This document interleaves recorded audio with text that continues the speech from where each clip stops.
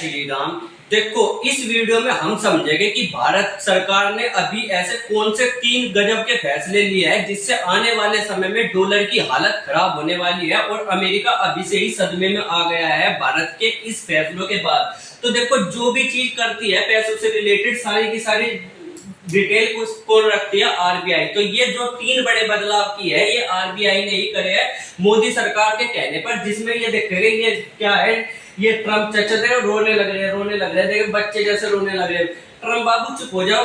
तो इसका प्रभाव क्या पड़ेगा? डॉलर पर डायरेक्ट प्रभाव पड़ेगा। अगर आप देखोगे तो ट्रम्प लगातार भारत पर टैरिफ लगाए जा रहा है। उसका एक कारण ये भी है कि जो डोनाल्ड ट्रम्प है ये नहीं चाहता कि डॉलर क्या हो जाए, बर्बाद हो जाए, और भारत लगातार ऐसी चाल चल रहा है कि डॉलर बर्बाद हो जाए, और इसीलिए भारत ने ये कदम उठाया। देखो, सबसे पहला कदम क्या है कि जो भारत के पड़ोसी देश है ना, उसके साथ अब भारत डायरेक्ट डॉलर को छोड़ करके पैसे में या रुपए में ही क्या करेगा, डील करेगा।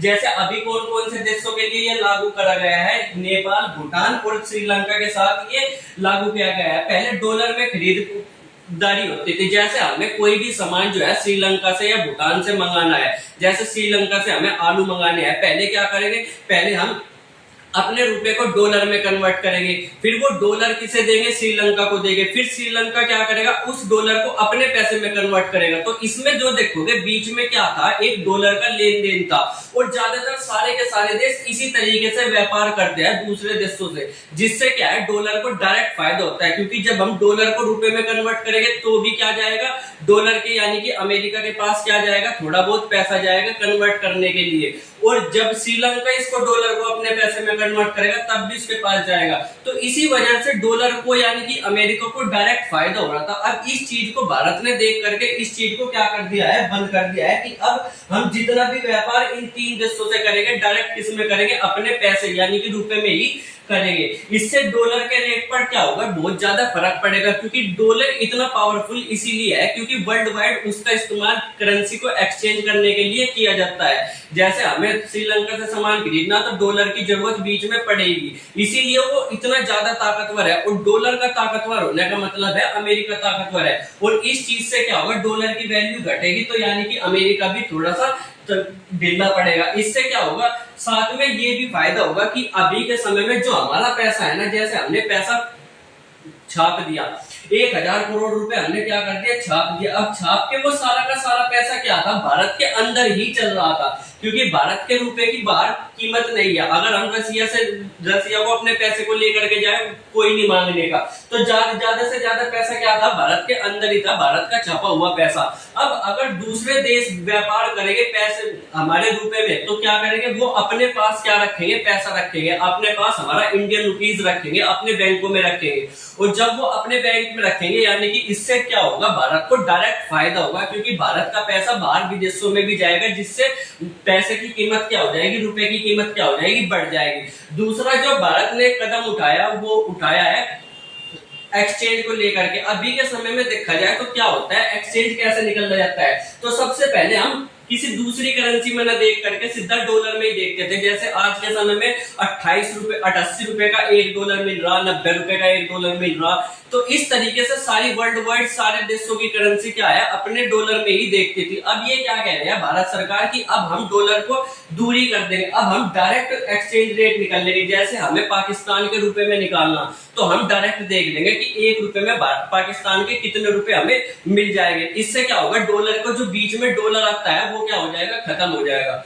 और इससे क्या होगा, साथ ही साथ भारत के जो रुपए है उसका भरोसा बढ़ेगा, यानी कि वर्ल्ड वाइड इसको क्या होगा, रुपए को एक्सेप्टेंस मिलेगी। अभी के समय में मेनली एक ही करेंसी है जो सारी करेंसी के साथ एक्सचेंज करती है, जैसे कि वो क्या है, डॉलर है। डॉलर से आप पाकिस्तानी रुपया भी खरीद सकते हो, श्रीलंका के पैसे भी खरीद सकते हो, रुबेल भी खरीद सकते हो, हर करेंसी के पैसे आप डॉलर से खरीद सकते हो। और अब भारत सोच रहा है कि यही चीज हम क्या करें कि हर करेंसी के साथ अपना एक्सचेंज रेट बना ले, ताकि हर देश हमारी करेंसी को खरीद सके, और ये खरीदेगा हर देश अपने देश में इंडियन रुपीस को रखेगा तो इंडियन रुपीस का क्या हो जाएगा, इससे भरोसा बढ़ जाएगा और इंडियन रुपीस ताकतवर होगा। और जैसे ही इंडियन रुपीस ताकतवर होगा उससे भारत भी ताकतवर होगा और इससे क्या होगा, एक्सपोर्ट इंपोर्ट एक्सपोर्ट में क्या आएगी, तेजी आएगी। अभी के समय में पहले हमें अगर किसी से सामान मंगाना है, जैसे बांग्लादेश से सामान मंगाना है, तो बांग्लादेश से पहले क्या करेंगे, सामान मंगाने के लिए पहले हम डॉलर में पैसा लेंगे,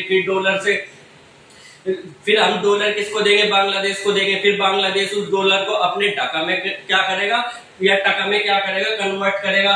इस तरीके से क्या था, बहुत ज्यादा टाइम लग रहा था इसको बार बार एक्सचेंज करने में। तो अब अगर हम डायरेक्ट ही बांग्लादेश को उनका पैसा या हमारा पैसा देंगे तो इससे क्या होगा, खरीदारी तेज होगी और आराम से इंपोर्ट एक्सपोर्ट बढ़ेगा और हमारा पैसा भी बचेगा। अब देखो, इसके अलावा जो तीसरा बड़ा बदलाव भारत सरकार ने करा है वो है बैंकिंग सिस्टम में नोस्ट्रो और वोस्ट्रो में। तो ये क्या है, देखो कोई भी चीज हो, कोई भी ट्रेड हो, वो क्या होती है, एक देश से दूसरे देश में होती है। जैसे कभी हम श्रीलंका से कोई सामान मंगाएंगे, कभी बांग्लादेश से कोई सामान मंगाएंगे।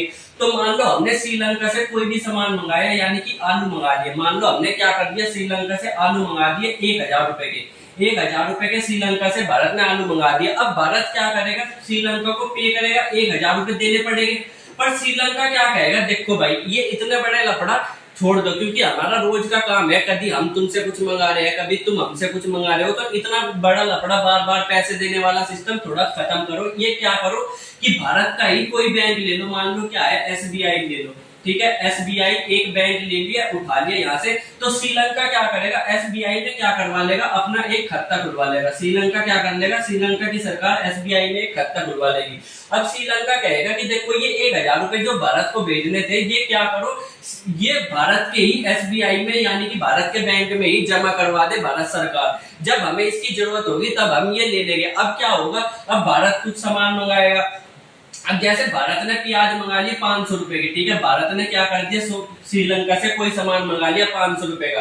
अब श्रीलंका भारत को पैसे देने हैं श्रीलंका को कितने रुपए, 500 रुपए। तो वो श्रीलंका को पैसे देने हैं भारत को 500 रुपए। तो श्रीलंका कहेगा देखो 500 रुपए मैं दे नहीं रहा, तो आप क्या करो, जो 1000 रुपए एसबीआई के बैंक में थे ना मेरे, इसमें से ही 500 रुपए काट लो। अब इससे क्या होता है ना, इससे बहुत अच्छी चीज होती है कि बार बार जो रुपए का आदान प्रदान होता है, बार बार रुपए कभी श्रीलंका जा रहा, कभी भारत जा रहा, ये बार बार ऐसे कन्वर्ट हो रहा, तो ये बच जाता भारत का पैसा भारत के एसबीआई बैंक में, यानी कि भारत के अंदर ही रह जाएगा। बार बार की लेन देन का लफड़ा खत्म हो जाएगा और डायरेक्ट बैंक टू बैंक, कभी इधर ट्रांसफर हो रहा, कभी इधर ट्रांसफर हो रहा, तो इससे आसान हो जाएगी चीजें। तो इसी वजह से क्या होता है, खाता खुलवाया जाता है और इन खातों को बोलते हैं क्या, वोस्ट्रो, यानी कि जो बाहर की किसी देश के सरकार का क्या है, भारत के अंदर खाता है, तो उसको क्या बोल लेंगे, वोस्ट्रो बोल लेंगे।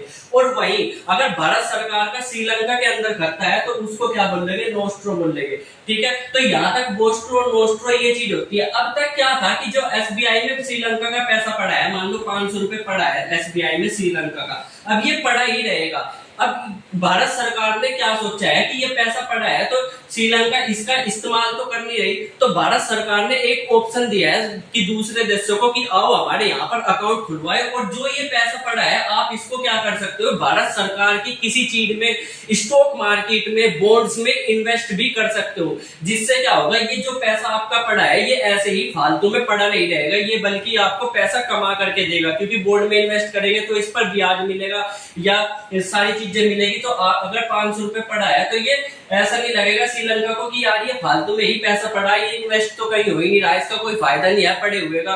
तो अगर ये पैसा जाएगा और ब्याज देगा तो श्रीलंका की सरकार भी सोचेगी अरे कोई बात नहीं, ब्याज तो आ ही रहा। तो इससे क्या होगा, बहुत सारे अलग अलग देश भारत के अंदर क्या करेंगे, अकाउंट खुलवाना शुरू करेंगे ताकि उनको ब्याज भी मिल सके। तो ये बहुत अच्छा कदम उठाया है भारत सरकार ने।